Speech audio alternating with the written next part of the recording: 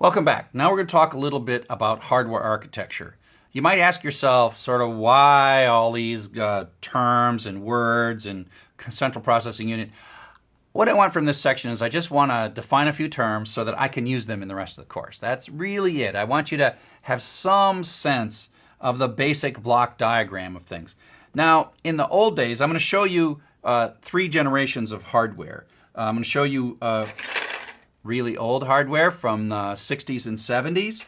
I'm going to show you sort of medium old hardware from the 90s and early 2000s. And then I'm going to show you sort of super brand new hardware that's sort of, this is a Raspberry Pi, and it's the kind of highly integrated hardware that goes into things like the cell phone. So I'll kind of be going back and forth between three complete generations of hardware. But the picture and the concepts that I want you to understand is these terms: central processing unit, main memory, secondary memory, and input-output devices. So we'll start with input-output devices. They're the way that this computer accesses the outside world. So things like the mouse, the keyboard, right? I got a keyboard here. Keyboard, screen, all these things. Oh, I don't want to mess up the keyboard there. And so these are the input-output devices. There's a little, that's okay. Just mess up a little bit. No problem at all. Output devices, screens, and that's sort of how the humans in the outside world interact. Software, inside the computer, we have the central processing unit and the main memory and then the secondary memory. And so it's probably easier for me to take neither the oldest nor the newest to give you a sense of what's going on here. And so if you had a desktop, and maybe you still have one of these junky old desktops at home, they're the ones that are big and they make noise when they start up. They have in them a number of different parts. And the closest thing that a computer has to intelligence is this. Central Processing Unit, CPU is what we call them. And if you look at the back side of this CPU, it is actually a circuit. It's a highly sophisticated circuit with millions of transistors on it, and you probably heard that, millions of transistors. It runs maybe 3 billion instructions per second. What does that mean? Well, that means that an instruction is a set of electrical pulses, maybe 32 little wires or 64 little wires, and at 3 billion times a second, this is programmed to ask what's next. And it pulls what's next in these little electric wires. Well, where does it get the answer to what's next? It gets the answer to what's next out of the memory. And so your program, when you write a program, let me draw this. When you write a program, you create a file on the secondary memory, like a Python file. And then at some point that is loaded into the main memory, translated, and then your program is here. And then when the CPU says what next, your program feeds its first instruction. And then when that's done, the CPU says what's next and feeds a second instruction, third instruction, fourth instruction. It's called the fetch execute cycle. And these two parts, the CPU and the main memory, are what participate. And the main memory is where you kind of live. Somewhere in there, a little tiny version of yourself is in there answering the questions that this is asking. Now you might say, how smart is this? It's not really very smart at all. It's a really fast hand calculator with lots of storage is the best way to think about it. And going back to the 60s and the 70s, this is a piece of hardware from a computer that was the size of a room with probably 20 refrigerators, all with modules that make this up.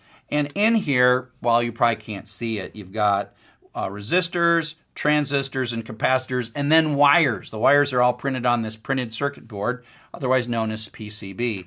And so the closest thing this has to intelligence are these transistors.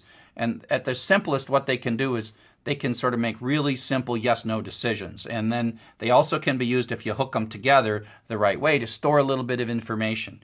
And so when we say there are millions of transistors packed into this little tiny square right here, it's kind of pretty. I mean, if you look at it, it's sort of, it has like it looks almost like a jewel. It's so pretty. And each one of those is a real tiny photo imprinted transistor. And so there are millions of this. And so the difference between 60, and today is this part gets smaller and smaller and smaller to the point where literally thousands of these things are all squeezed into that little square. And coming back to sort of the mid-grade one, so this one here is the motherboard. This part here is the motherboard because it's the mother of all boards, and it connects everything together. All these components plug in, and that's how they're connected together. And there's a whole bunch of wires that go back and forth on this. And so this is how your program, in a sense, is transported from the memory to the CPU. And so this motherboard connects them. Another thing that's connected to the motherboard is secondary storage. Now, the reason we have to have secondary memory or secondary storage is this is designed to be really fast. The main memory is super fast, and what happens is when the computer turns off, your program is erased from here. And so I originally said that you write your program and you put a file in here, a PY file, and this is the same place that your Word files are and your PowerPoints are, and then the PY file is kind of loaded and translated into the main memory, and then when the computer shuts off, all this data goes away. Secondary memory is permanent. This does not get shut off. And so in the old days, this old day stuff, we used to store on our programs and our files on a hard drive. And you may even have a computer at home where there's an actual physical spinning platter of magnetic media and a little head that goes in and out to read and write the data. And so it actually records magnetically. When you put a file in, it records it, and then when the power's off, the magnetic recording stays here. And so these things, physical disk drives, are kind of becoming extinct because all the data is in little USB sticks like this, and that's a perfectly good version of secondary memory.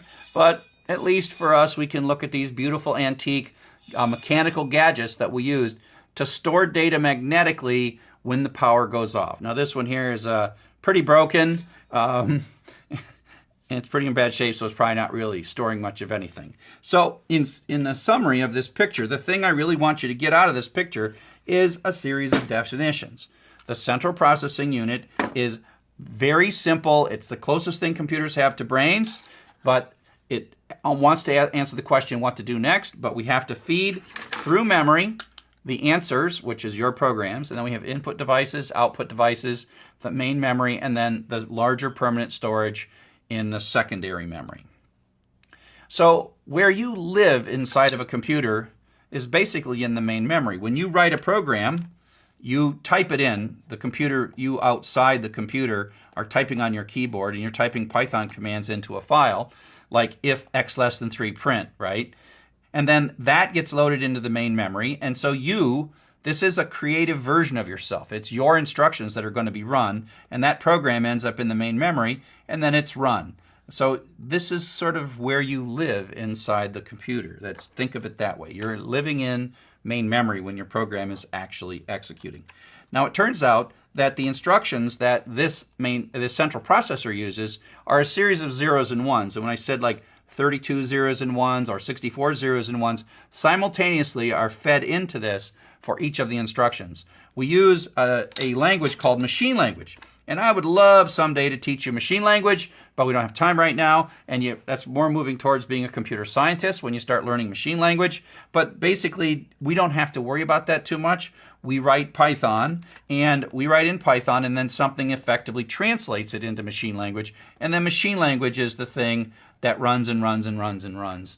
And so someday you might take a look for that, but that's more of a computer science thing. And the software that does this translation, which is either called a compiler or an interpreter, we could talk more about that when you become more of a computer scientist. But for now, we're going to worry about how to write this code, and the rest of this sort of is going to fall by the wayside as we go forward. So I got a couple of videos here. This one video, hopefully the YouTube URL is still good. If not, we'll try to find another way to get you linked to a good copy of it. But basically these, as I said, there are millions of transistors in one of these things, and there's a lot of electricity going through these things. And when your computer heats up on your lap, It's this little part here that's working really hard, doing things 3 billion times a second. So someone has made a video, not a very good video, but it's from a long time ago, where you take the cooling part off and you watch what happens to these CPUs when they're doing all this work 3 billion times a second using all this electricity and they're not properly cooled. Another cool video that we have is a video of hard drives and how they actually spin in reality. This one is totally messed up because I've been beating on it for years and playing with it, using it in all my classes for years, so it's in really bad shape. But this video shows you how that works and how it actually spins in reality. And you'll hear noises that if you had a desktop computer, you'll kind of recognize the noise, and then you'll have an idea of what's going on inside that computer as that secondary storage is moving around. And like I said, secondary storage is becoming less and less relevant as we move to solid state storage, like the kind of storage that's in a USB stick. So up next, we're going to talk about how we write that Python. I talked a little bit about the hardware now, and now we're going to get started writing some Python.